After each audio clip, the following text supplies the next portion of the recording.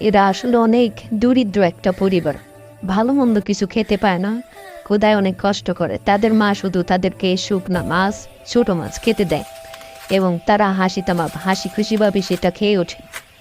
এবং তারা বাইরে বের হয়ে জঙ্গল দিয়ে হাঁটতে থাকে, নদীর ধারের দিকে যেতে থাকে আর বলতে থাকে আমরা আজকে বড় একটা মাছ ধরে বাসায় ফিরব।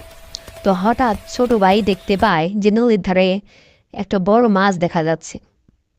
তো বড় ভাই কি করে, বুদ্ধি করে লাঠি দিয়ে বাড়ি দিয়ে মাছটাকে মেরে ফেলে ছোট ভাই অনেক খুশি হয় এবং দুই ভাই মিলে মাছটা ধরে নিয়ে বাসার দিকে যেতে থাকে। তো যেতে যেতে অনেক দূরে গিয়ে দেখে যে আর মাছটার দিকে তাকায়, আবার সামনের দিকে হাঁটে। এভাবে যেতে যেতে দৌড়ানো শুরু করে। হঠাৎ বাঘের সাথে বাঘ পেছন থেকে তাদের তাড়া করে। তারা দৌড়াতে দৌড়াতে অনেক ক্লান্ত হয়ে যায় এবং ক্লান্ত হয়ে হঠাৎ এক জায়গায় গিয়ে তারা বিশ্রাম নেওয়া শুরু করে।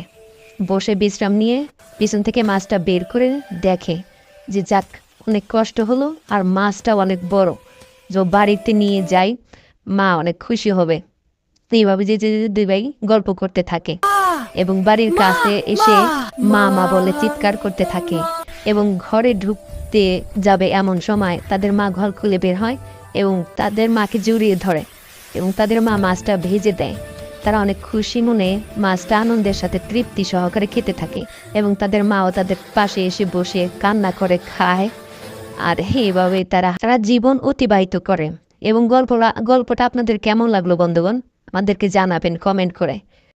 আশা করি এরপর থেকে এর সাথে ভালো ভালো গল্প উপহার দিব এবং আপনারা কী ধরনের গল্প দেখতে চান সেটা আমাদেরকে কমেন্ট করে জানিয়ে দিবেন। আল্লাহ হাফেজ।